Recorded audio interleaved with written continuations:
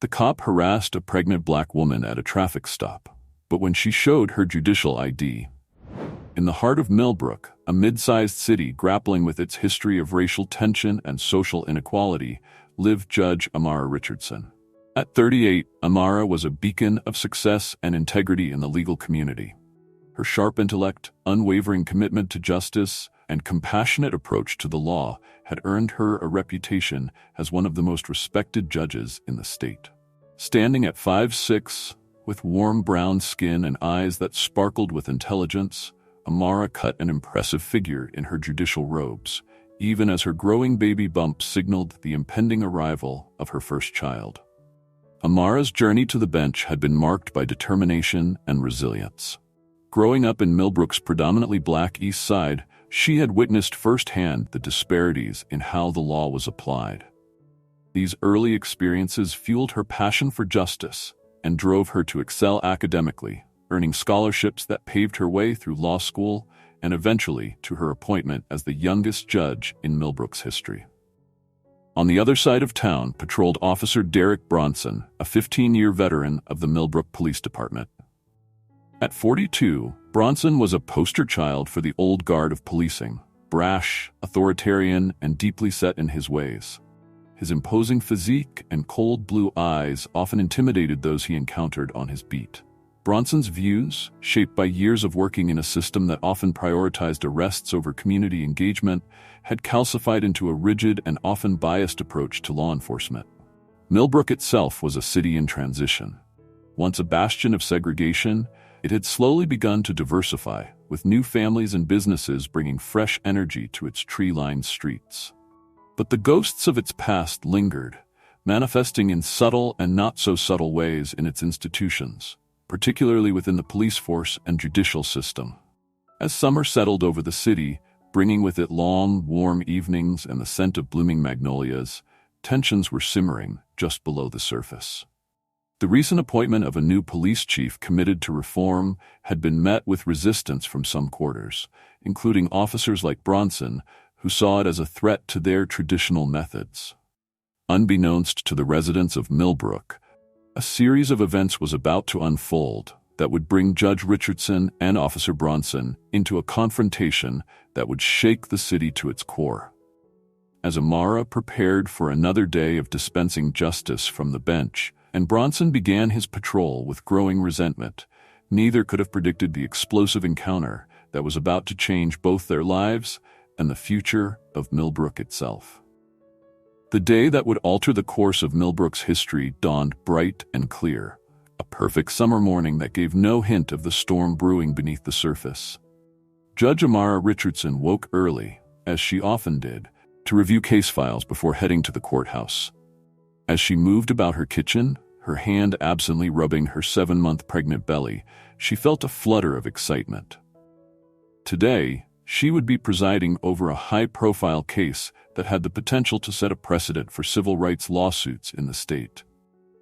Across town, Officer Derek Bronson began his shift with a chip on his shoulder.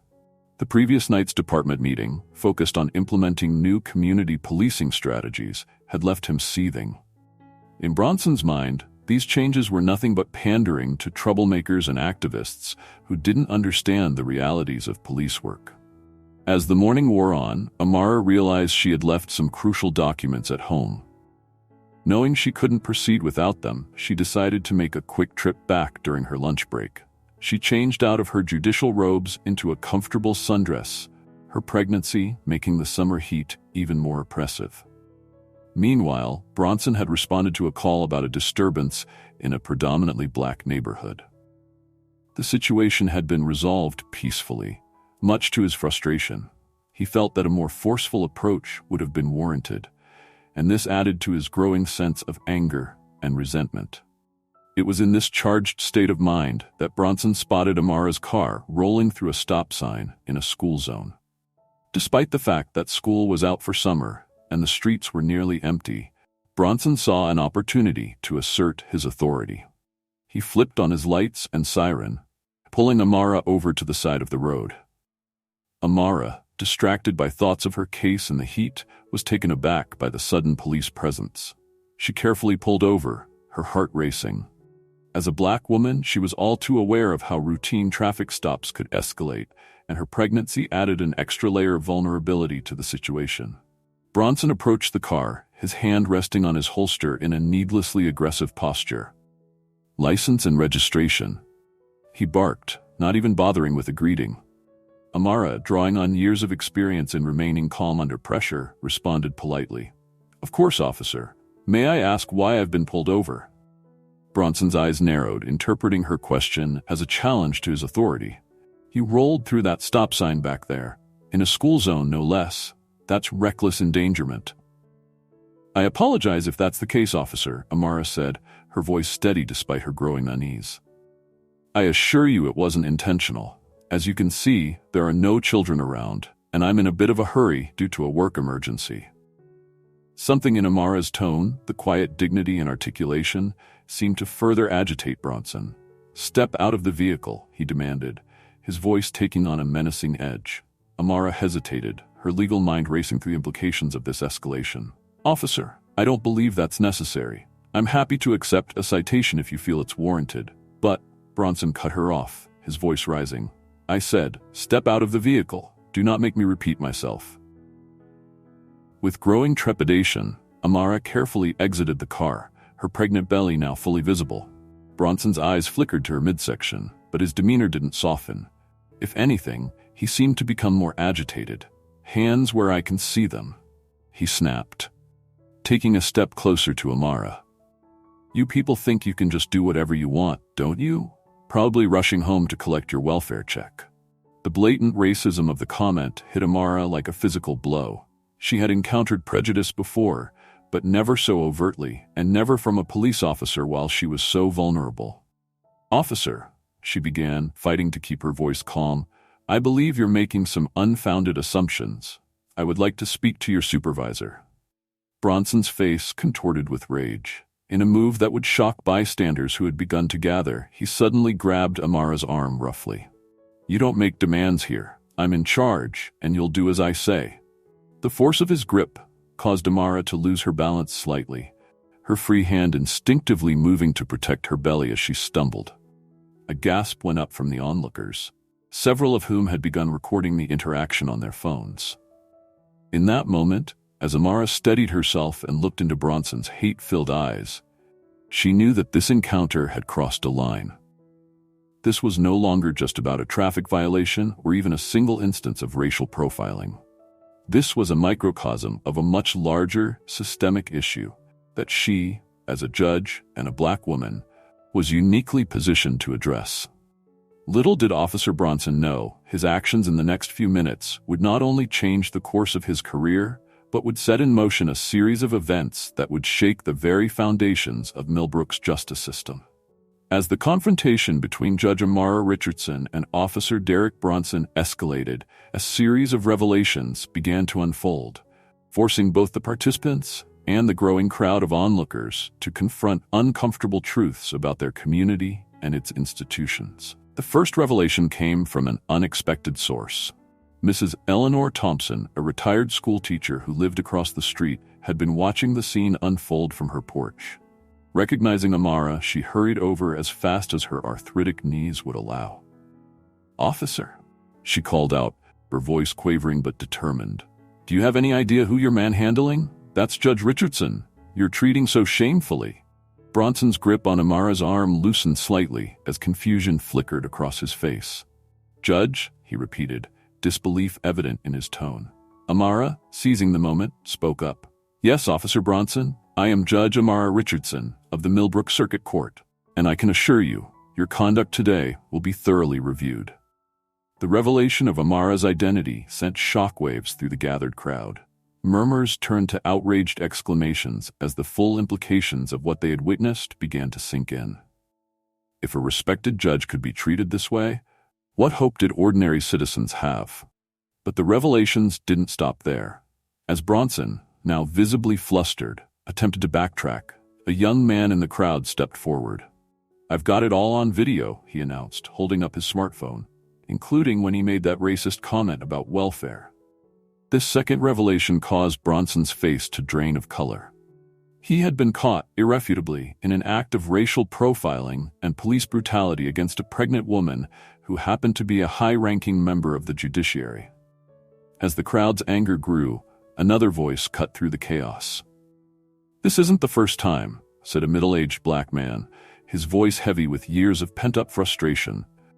"Officer Bronson has been harassing people in our community for years. We've filed complaints, but nothing ever comes of it." This revelation sparked a flurry of similar statements from other bystanders, each sharing their own experiences of mistreatment at Bronson's hands. It became clear that this incident was not an isolated event, but part of a long-standing pattern of behavior that had gone unchecked. Amara, despite the shock and anger she felt, recognized the importance of what was unfolding. Here, in broad daylight, the systemic issues of racial bias and lack of accountability in policing were being laid bare for all to see. But perhaps the most startling revelation came from Bronson himself. As the weight of his actions and their potential consequences began to sink in, his bravado crumbled. "I was just doing my job," he muttered, almost to himself. "It's how we were trained, how we've always done things." This admission, overheard by those nearest to him, shed light on a deeper, more insidious problem. Bronson's actions weren't just the result of individual prejudice, but of a system that had ingrained these biases into its very foundations. As sirens wailed in the distance, signaling the approach of additional police units and likely Bronson's superiors, Amara found herself at the center of a moment that was rapidly growing beyond a simple traffic stop. The revelations that had emerged in these few short minutes had exposed deep-seated issues that could no longer be ignored or swept under the rug. The incident that had begun with a rolling stop had become a catalyst for uncovering years of systemic racism and police misconduct. As Amara looked around at the angry, frightened, and determined faces of her neighbors, she knew that Millbrook stood at a crossroads. The path ahead would be challenging, but the revelations of this day had made one thing clear. Change was not just necessary, it was inevitable. The stage was set for a reckoning that would challenge the very foundations of law enforcement and the justice system in Millbrook. With Judge Amara Richardson finding herself unexpectedly at the forefront of a movement for reform and accountability. In the days following the confrontation with Officer Bronson, Judge Amara Richardson found herself at a crossroads. The incident had thrust her into the spotlight, making her a reluctant symbol of the struggles faced by Black Americans in their interactions with law enforcement. As she sat in her home office, one hand resting on her pregnant belly, she contemplated her next move. The easy path would be to file a formal complaint against Bronson, let the system handle it internally, and return to her work on the bench. After all, she had a reputation for impartiality to maintain, and becoming an activist could potentially compromise her judicial standing. No one would blame her for choosing to avoid the messy, potentially dangerous work of systemic change, especially given her pregnancy and the stress it could bring. But as Amara reviewed the flood of messages she had received, stories from community members who had faced similar discrimination, pleas for help from activists seeking a powerful ally, and expressions of support from colleagues in the legal community, she knew she couldn't walk away. This wasn't just about one racist cop or one fraught encounter. It was about the systemic issues that had allowed such behavior to flourish unchecked for years. After a long night of reflection and a heartfelt conversation with her husband, Amara made her decision. She would use her position, her legal expertise, and her newfound platform to push for comprehensive reform in Millbrook's law enforcement and judicial systems. She would become an advocate for change, leveraging her unique perspective as both a judge and a victim of racial profiling to bridge the gap between the community and the institutions meant to serve and protect them. The consequences of her decision were immediate and far-reaching.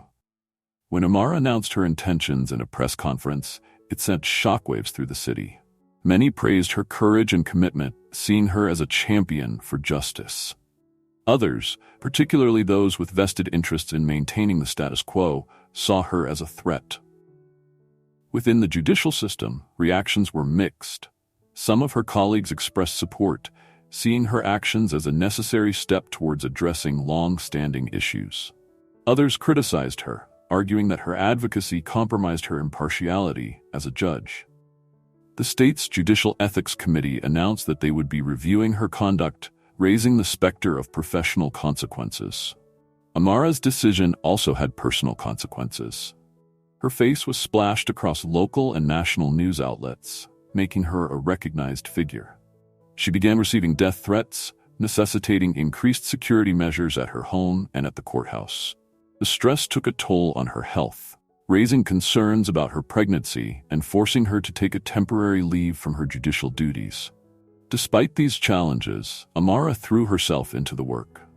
She began by establishing a task force that brought together community leaders, legal experts, and reform-minded law enforcement officials to develop a comprehensive plan for addressing racial bias in policing and in the courts.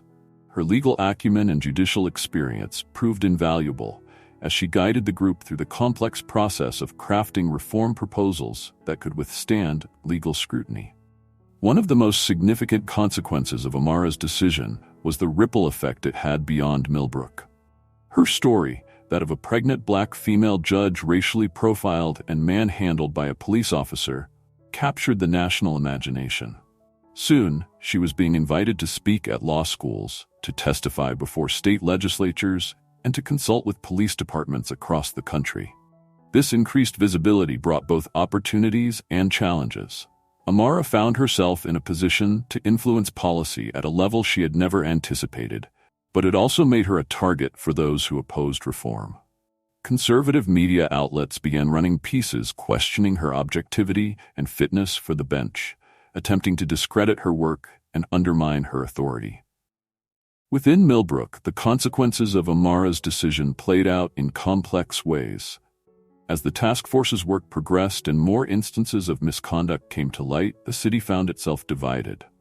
There were protests calling for immediate changes in police procedures and bias training for judges, countered by rallies in support of law enforcement and against what some saw as an attack on the justice system.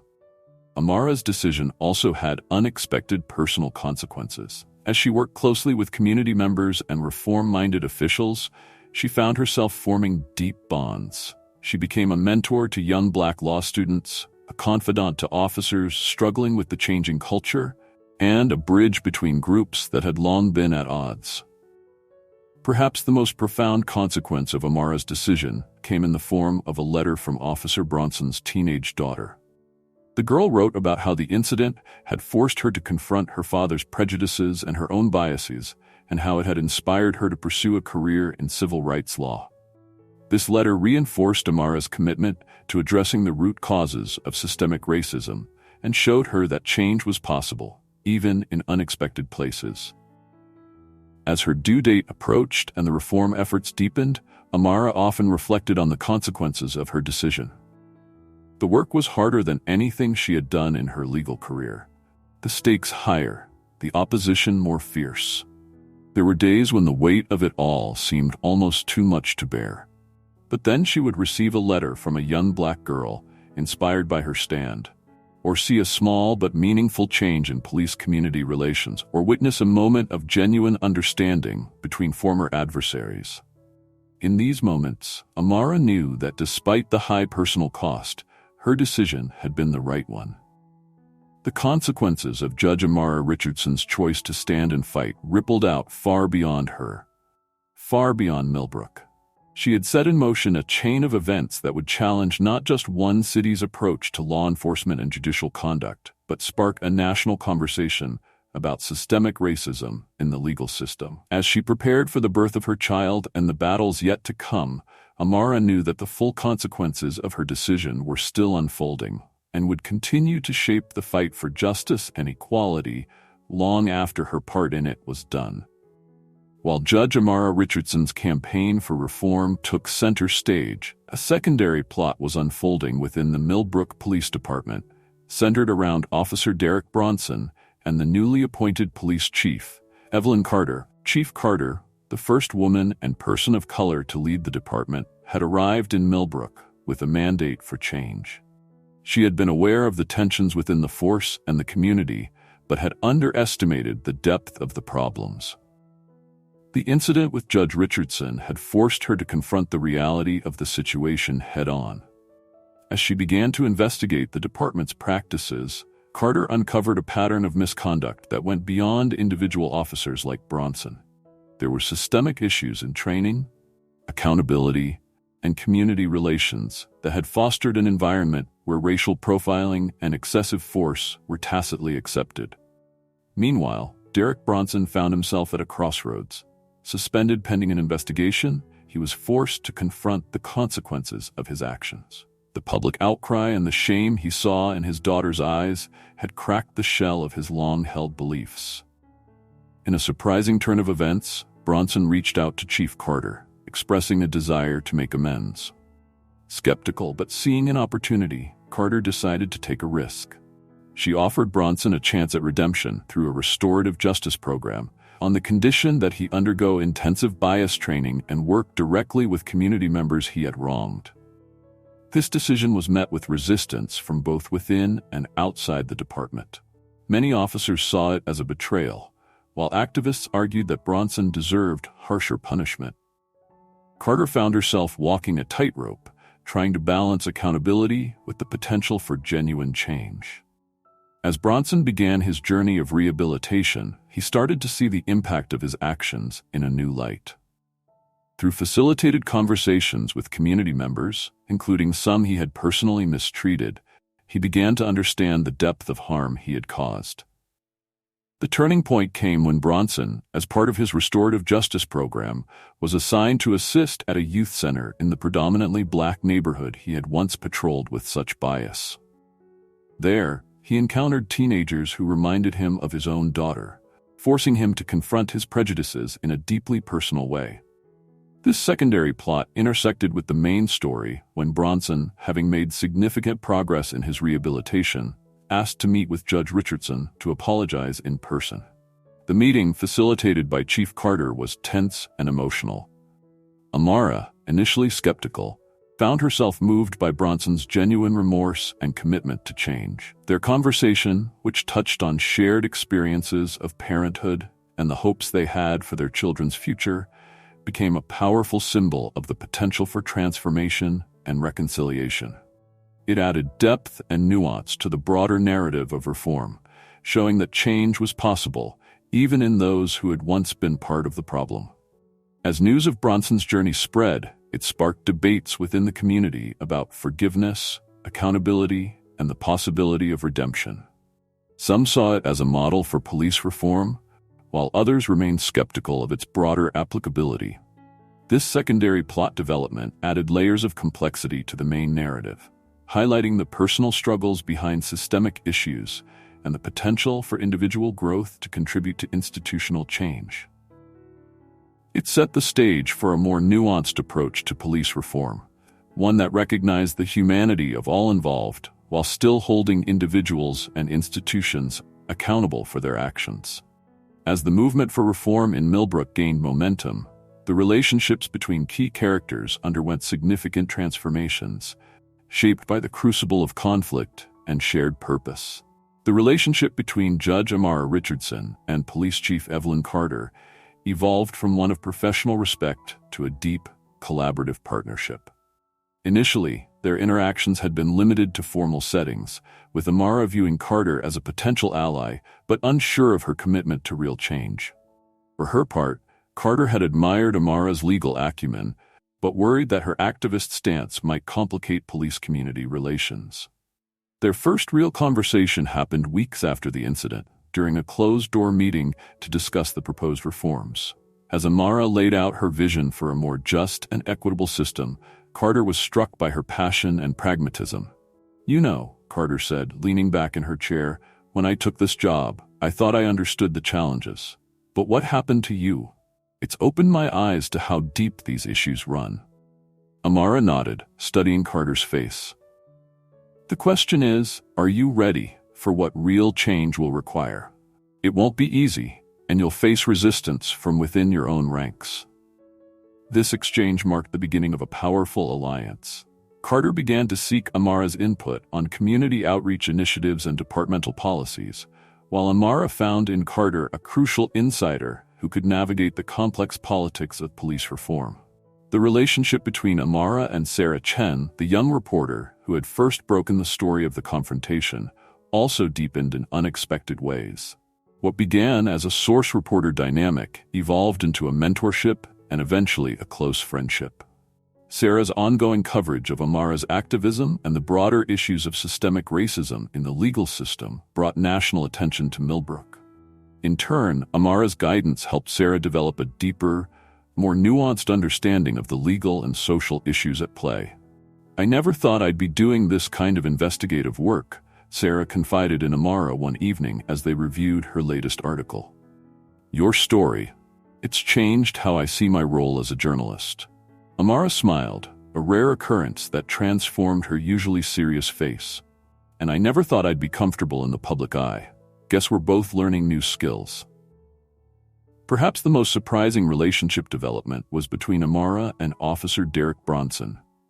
Their journey from adversaries to cautious allies was fraught with tension and setbacks, but ultimately became a powerful example of reconciliation and growth. Their first meeting after the incident, facilitated by Chief Carter as part of Bronson's restorative justice program, was tense and emotional. Bronson, visibly nervous, struggled to meet Amara's eyes as he offered his apology. "I know words aren't enough," Bronson said, his voice barely above a whisper. "What I did to you? There's no excuse. But I want you to know I'm committed to changing, to being better." Amara was silent for a long moment, studying the man who had once embodied everything she fought against in the system. Finally, she spoke. "You're right. Words aren't enough, but they're a start. What matters now is what you do with this second chance." This meeting marked the beginning of a long and difficult process of healing and understanding. As Bronson underwent therapy and bias training, he began to share his own struggles with Amara, including the fears and insecurities that had fueled his prejudices.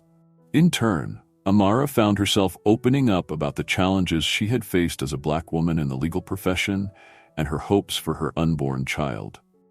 Their shared experiences as parents became an unexpected point of connection, allowing them to see each other's humanity beyond their roles as judge and officer. As the months passed, Amara and Bronson began to work together on community outreach programs, using their story as a powerful example of the potential for change and reconciliation.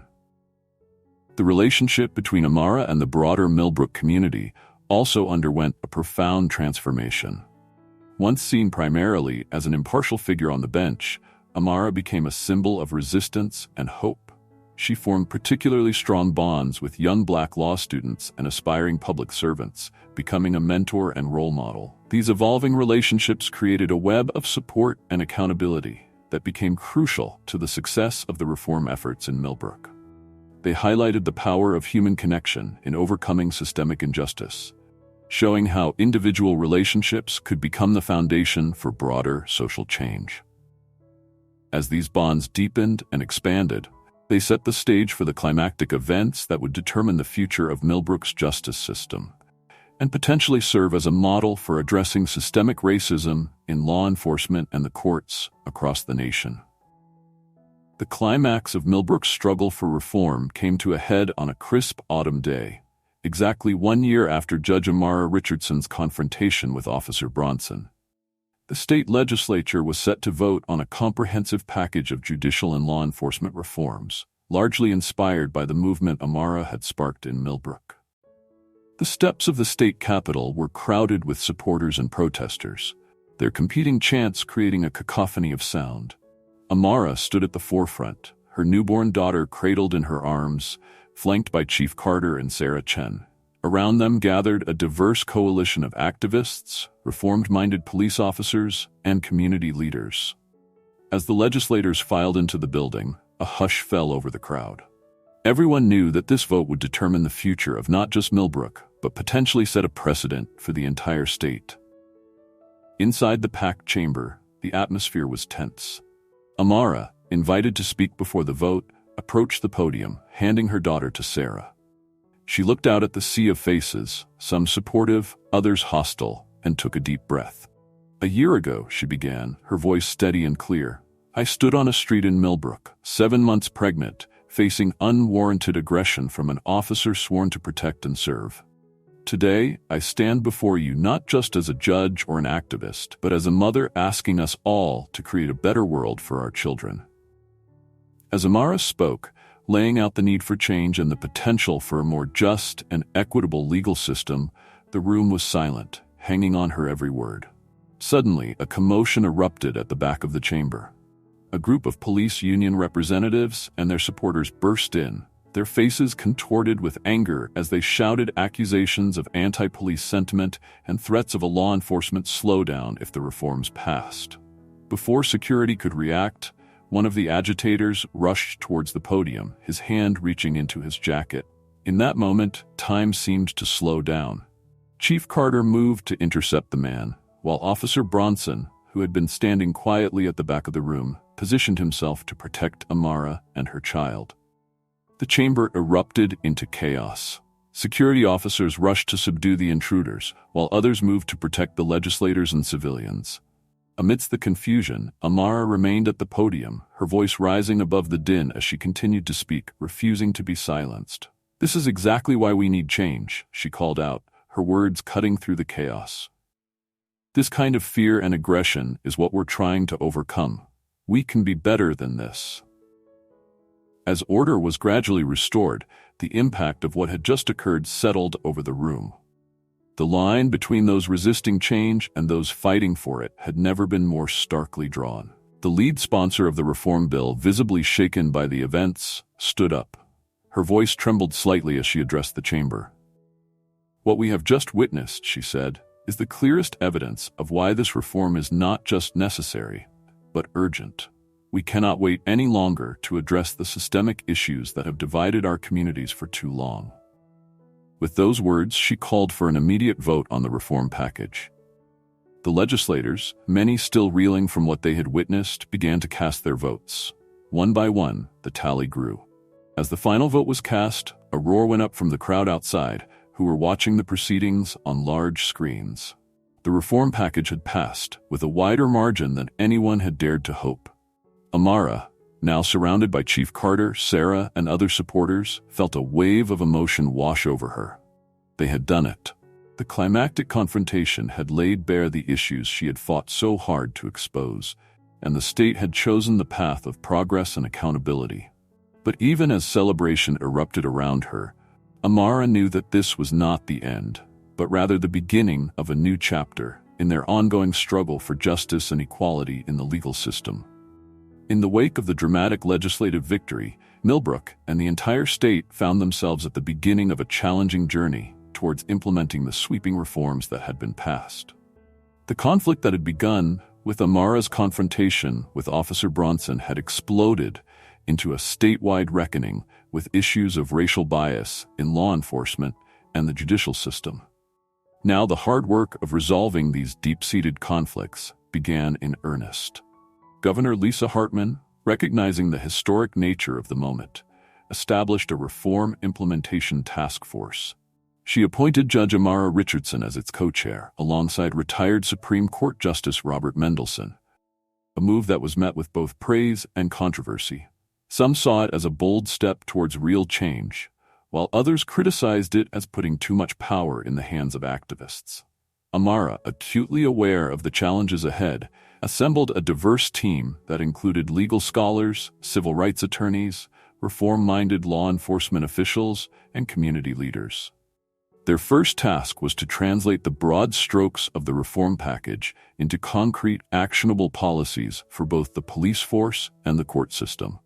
One of the most contentious issues was the establishment of civilian oversight boards for police departments across the state. Police unions fought this tooth and nail, arguing that it would undermine officer morale and effectiveness.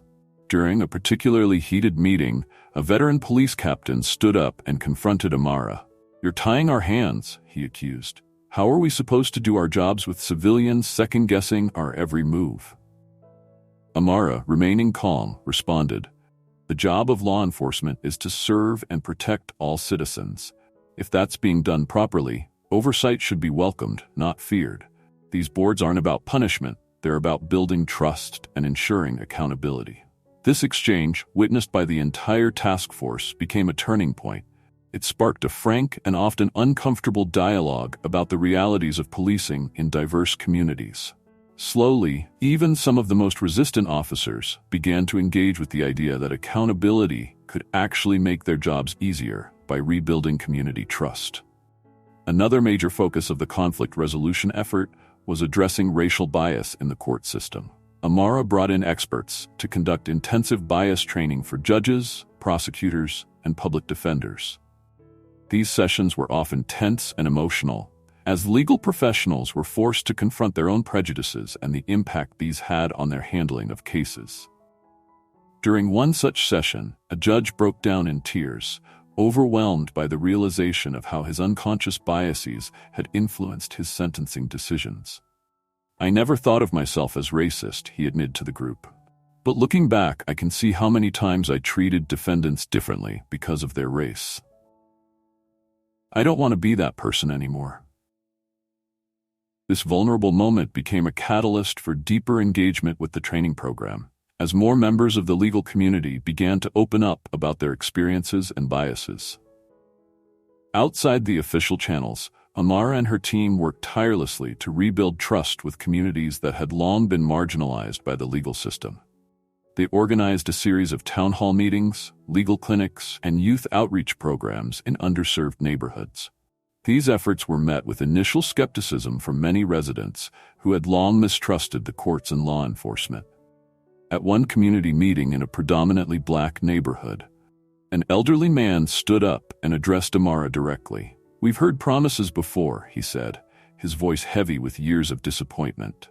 "How do we know this time is different?"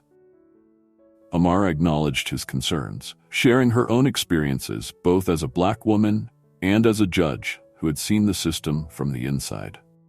"Change doesn't happen overnight," she admitted.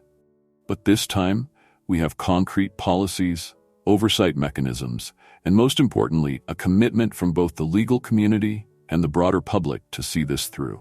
We're asking for your partnership in this process. Hold us accountable, but also work with us to create the kind of justice system this community deserves."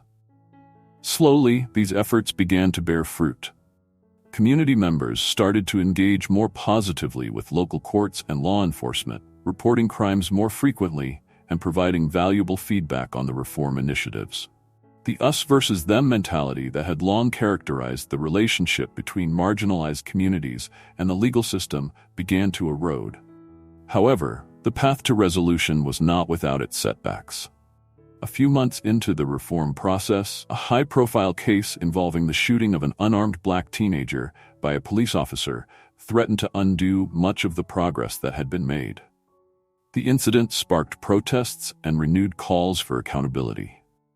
Amara and the task force worked quickly to address the situation with transparency and compassion. Unlike in the past, the authorities communicated openly with the victim's family and the public throughout the investigation process. They held press conferences and community meetings to address concerns and share information as it became available. This approach, while not pleasing everyone, helped to prevent the kind of explosive unrest that had followed similar incidents in the past. It demonstrated the task force's commitment to accountability and showed that the reforms were having a real impact on how the legal system handled such crises. As the first year of reforms drew to a close, the state underwent an external audit to assess the progress of the changes. The results were mixed but encouraging. Incidents of racial profiling by police had decreased significantly, sentencing disparities in the courts had narrowed, and community satisfaction with both law enforcement and the judicial system had improved. However, challenges remained. Some veteran officers and judges had chosen to retire rather than adapt to the new policies. Racial disparities, while improved, still persisted in certain areas. And there were still community members who remained deeply skeptical of the changes. Amara, reflecting on the year's efforts at conflict resolution, realized that they had made significant strides, but were still only at the beginning of a long journey. The conflicts that had been brought to light by her confrontation with Officer Bronson were deeply rooted and would require ongoing effort and vigilance to fully resolve. As she prepared for a meeting with the Civilian Oversight Board to plan the next phase of reforms, Amara felt a mix of exhaustion and determination. The work of transforming the state's legal system and healing the rifts in the community was far from over, but for the first time in a long time, it felt possible. The attempt at conflict resolution had not provided a neat, tidy ending to the story. Instead, it had opened up new avenues for dialogue, change, and growth. A process that would continue to shape the state's approach to law enforcement and justice for years to come. The turning point for Millbrook and the state came unexpectedly, about 18 months after Amara's confrontation with Officer Bronson. A national news program aired a feature story on the state's transformation, highlighting the innovative approaches to police reform and racial equity in the justice system. As the story gained traction, the state found itself in the spotlight. Other states began reaching out, eager to learn from their experiences. Politicians and policymakers started citing their reforms as a model for addressing systemic racism in the legal system. Governor Hartman, recognizing the significance of this moment, called a meeting with Amara, Chief Carter, and other key figures in the reform movement. "We've been given a unique opportunity," she began. "The spotlight is on us now. How do we leverage this to push our reforms even further and help other states?" The discussion that followed was intense and productive. They decided to take a bold new direction. The state would position itself as a learning laboratory for judicial and law enforcement reform, offering to share its experiences and best practices with other states across the country. Amara proposed the creation of a Center for Equitable Justice, housed within the state's judicial system, but operating independently, to conduct research, develop training programs, and consult with other states on implementing similar reforms. "This isn't just about changing our state anymore," Amara explained. "It's about transforming the entire American justice system." The group unanimously agreed to the proposal. This new direction would not only help solidify the changes within their state, but also extend their impact far beyond its borders. As they left the meeting, there was a palpable sense of excitement and purpose. They had turned a corner, moving from reactive change to proactive leadership in the field of justice reform. The road ahead would be challenging, but for the first time, their state was leading the way toward a new model of equitable and community-centered law enforcement and judicial practice. Chief Carter summed up the sentiment as they walked out of the governor's office. "You know, Amara," she said, "when I first took this job, I never imagined we'd be here. But now, I can't imagine doing anything else." Amara nodded, a slight smile on her face. "Me neither, Evelyn. Who would have thought that a confrontation between a cop and a judge could end up changing an entire state?" As they parted ways, both felt a renewed sense of purpose. The turning point had set their state on a new path, one that held the promise of not just local, but national impact. The work ahead would be difficult, but the potential for meaningful, far-reaching change made it all worthwhile. As the state embraced its new role as a leader in justice reform, the key players in this journey found themselves reflecting on their personal growth and the transformations they had undergone. Judge Amara Richardson, now balancing her roles as a mother, judge, and reform leader, marveled at how far she had come. From a pregnant woman facing racial profiling to a nationally recognized expert on systemic change in the justice system, her journey had been both challenging and rewarding. "You know," she confided to Sarah Chen during a quiet moment, "there were times I thought about stepping back, about focusing solely on my judicial duties and my family. But now, I feel like I'm exactly where I need to be, doing what I was meant to do." Sarah nodded, understanding the weight of Amara's words. She too had grown significantly. From a local reporter chasing stories to a respected voice in social justice journalism. "We've all changed, Amara, but you've inspired that change in so many of us." Officer Derek Bronson, now a sergeant and a key figure in the department's community outreach program, had undergone a profound transformation. Through therapy, training, and his work with Amara and the community, he had confronted his biases and the root causes of his previous behavior. During a training session for new officers, Bronson shared his story. "I was part of the problem," he admitted, his voice steady. I let my fears and prejudices guide my actions. But I've learned that true strength comes from understanding, from connecting with the community we serve. Chief Evelyn Carter, reflecting on the department's journey, realized how much she too had grown. From a newly appointed chief facing resistance and skepticism to a nationally recognized leader in police reform, she had learned to balance accountability with compassion. This experience has taught me that true leadership isn't about maintaining the status quo, she mused during a press conference. It's about having the courage to change, to admit when we're wrong, and to work tirelessly to make things right. Governor Hartman, once hesitant to rock the boat, had become a champion for progressive justice policies. She found herself mentoring other governors, sharing their state's stories of challenges and triumphs. I used to think my job was to keep things running smoothly, she reflected. Now I understand that sometimes you need to disrupt the system to make real progress. The growth wasn't limited to individuals. The entire state had undergone a collective transformation.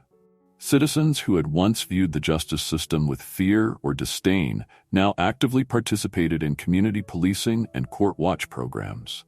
Young people, inspired by Amara's story and the changes in their state, were pursuing careers in law, social work, and public service in record numbers. As Amara walked through the courthouse where her confrontation with Bronson had occurred, she could feel the difference. There was a new sense of openness, a feeling of shared purpose between law enforcement, the courts, and the community that had been lacking before. Reflecting on this journey, Amara realized that the incident that had seemed like the lowest point in her life had actually been the catalyst for profound positive change. It had forced everyone, herself, the police, the courts, and the community at large, to confront uncomfortable truths and to grow beyond what they had thought possible. The transformation of their state's justice system was far from complete. There would always be new challenges, new biases to confront, new trust to build. But as Amara looked toward the future, she felt a sense of hope and purpose that renewed her commitment to the work ahead. The journey had changed them all, reminding everyone involved that growth often comes from the most challenging experiences, and that with commitment and courage, even the deepest wounds can become the foundation for healing and progress. 2 years after the fateful confrontation between Judge Amara Richardson and Officer Bronson, the state hosted a national conference on justice reform and equitable policing. As Amara took the stage to deliver the keynote address, she looked out over a sea of faces. Judges, police officers, activists, and community leaders from across the country, all eager to learn from their experience. Our journey began with a moment of injustice, Amara began, her voice steady and sure, but it has led us to a place of transformation. We've learned that true justice isn't about punishment or maintaining the status quo. It's about having the courage to confront our biases, to listen to those we've ignored, and to reimagine what our legal system can be. As she spoke, Amara emphasized the key themes that had defined their journey: the importance of accountability, the power of community engagement, and the ongoing work of confronting and overcoming bias in the justice system. This work is never done, she concluded. Every day we must choose to see the humanity in each other, to listen to each other's stories, and to work together for a justice system that truly serves all members of our community. The applause that followed was more than just approval. It was a collective commitment to carrying these lessons forward, to continue the difficult but essential work of reform.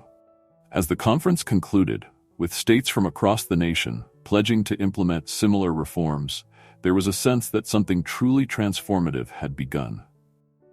What had started as one woman's confrontation with a biased system had blossomed into a movement with the potential to reshape justice in America.